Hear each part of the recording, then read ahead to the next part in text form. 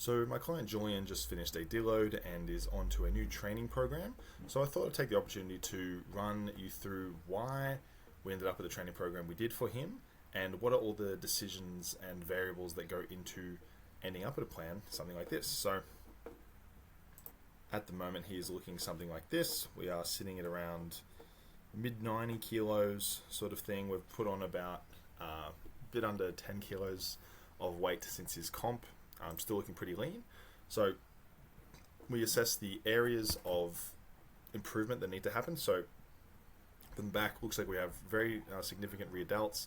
The general back development needs to happen. The lats are good but could come up, but they are quite good from the front. Triceps could come up a little bit from the back to match the shoulders, but definitely as we look top to bottom, we definitely need more hamstring and adductor to match everything else here. So hamstring and adductor is going to be more of a focus. Hook in the front, those biceps are pretty good, nice and full. Forearms are good, shoulders are pretty good. If anything, the chest is slightly lacking compared to everything else, could have a little bit more pop. As I said, those lats actually have quite a good taper from the front, so they can definitely get bigger, so they're definitely going to be somewhat of a focus, but chest and lats is sort of going to be the main thing from that. The top half, the arms are pretty damn good. And the quads have come up significantly, but looking top to bottom, we still want to probably have a bit more of a focus on the quads than the upper half in totality. Side shows the same thing. Definitely need some more hamstring to balance out the quad, more quad in general to match up the body. A little bit of chest thickness is going to come up as well and match everything else. Same thing here. Quads are good, lats are good, shoulders are good, a little bit of chest, and a little bit of quads. That's sort of the main thing there. So we sort of got the overall. We need quads. We need probably hamstrings and adductors the most, followed by chest and quads, followed by lats and mid back, followed by arms and shoulders. Then I've got Julian to send me basically what exercises he feels that he has a good connection to or enjoys on each type of movement, and hopefully if I agree as well, we can incorporate those into the program, which I did for pretty much all of them. And then we arrive at the program itself. So decided to go for the overlay of the actual split. We're going to go for an upper lower on a 9-day rotation. So we're going to have 3 different types of each, so 3 uppers and 3 lowers, separated by a rest in between each. We're going to 2 days on, 1 day off, and making it 9-day rotation. So the first one is a quad focused leg day. So all of them are going to be slightly different, but depending on obviously what those improvements need to be, we're always going to have a hamstring first on the leg day because they are the things that need to come up the most. So anything that's going to be earlier on in the day is going to be a little bit more biased, followed by the adductor, then followed by the quads, which on this day is the heavier quad volume day. So we've got 3 different exercises here. The way I set it as well is a heavier set, a loading set, and then a back off set for pretty much most things until we start to get to things that are going to be a little bit better with a bit less load and a bit more reps. We've got 2 hamstring curls in that day. The one day that is lighter on the hamstrings, we've still got 4 sets. We have 6 sets of quads, but he's had knee issues in the past, so we are putting the isolation of the quad prior to most of the compounds to try to fatigue them earlier without driving so much load through the knee.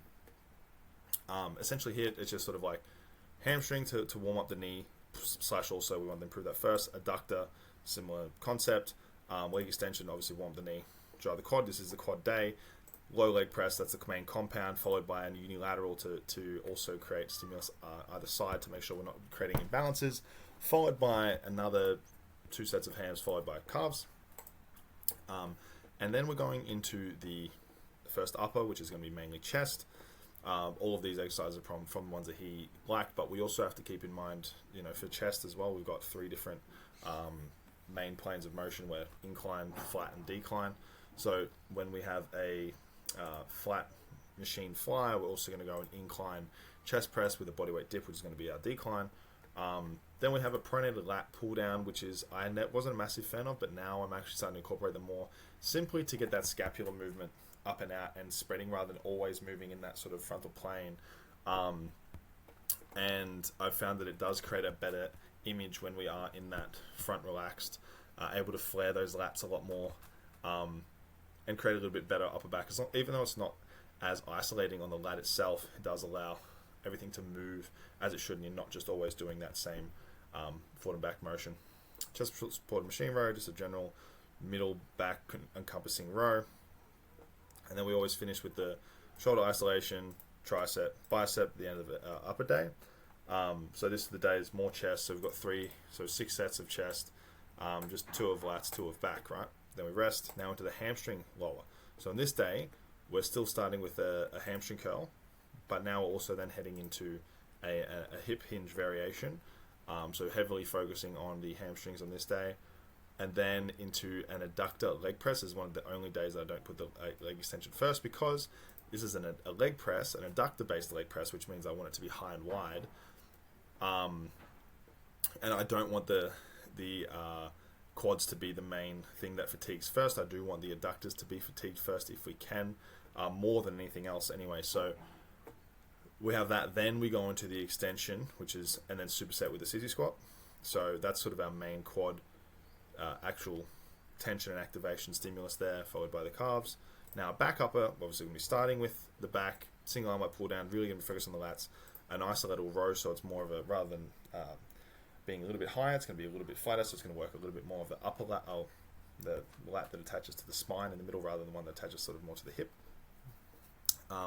Low row, since we had a flat row in the first one, we're now doing a low row, which is going to encompass more of those upper fibers of the trap.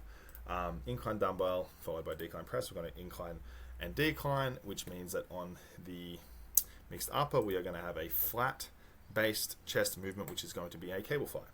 Right, so I've always based it around the chest of being, since he's got an even chest, we want it to be even of what is being hit. So then same thing, we're moving into cable ladder raise, low pulley, single arm overhead tricep. So the arms similar, but also one of them was in front of the body. Then we have overhead, so always trying to create different areas of stimulus and not make it be redundant in the program, so it's always different. Preacher bicep curl, where the first one was a dumbbell hammer, and the last one is going to be a lengthened loaded cable bicep. So every single muscle over those 9 days has been hit in each different way. You know, there's 2 flies for the chest, there's incline, decline, and flat. There's 2 of each of those. There's in the lat based movement, there's one that's more front, sort of front high to low. There's one that's mid, front to back, and there's one that is sort of moving out and around. So we have all of them being hit. Shoulders, we have a Y raise, then we have the cable, and then we have a dumbbell. So we're loaded mid, long, and then contracted. Triceps, we have overhead full stretch, then we have down by a side, then we have another overhead stretch, because that's what his preference was. Which I'm not mad about. Sometimes I do in a crossbody just to try a different bit of variance. Then with the middle back, we have a middle, we have high, and then we have a low. So on this mixed upper, we should have a high row here. So we have the chest, we have the high row, plus we have another chest supported T-bar, which is kind of like a upper mid as well. So it's not just sort of whack a bunch of exercises in. It's all about having the variance of stimulus covered, but for what you need and the amount that you need as well. So on all of these days, all of those muscles are being hit. So we never go more than 3 days without that stimulus being fired, but they're being fired at a little bit different varying volumes and intensities, as well as slightly different angles of those fibers being hit. So that is what is going to be his main driver for his growth phase. You can probably see why I made the decisions that I did. Mixed lower is going to be a little bit more focused on sort of in between. So it's going to have an RDL, but it's going to be as a hip, not an RDL, but hip extension. But it's a little bit later in the day, and we're only going to have 2 sets of the quads, but we're also going to have the adductor. So it's more of a mix all around. So the again this, leaning more towards what the leg day, the quad day was, but instead of having another quad, we have that hip extension. And we'll change it as we need to. We might need to push that up, depending on is he too wrecked when he gets here to continue that. There's a lot of thought what goes into as well. How's that feel when you're in the movement? You're not going straight into something super heavy. Always finishing with something a little bit lighter. So you've cooked your CNS, but you've still got a little bit of arms left in you. Why the arms are last, as well as him also. Not needing too much arms. That's why they're last. So there's a lot of things to consider. So yeah, that's how we ended up at that. Hope you guys got some value out of that. If you would like some help, then reach out to me and I'll help you make a program, or we can coach and I can make one for you. And yeah, have a great day.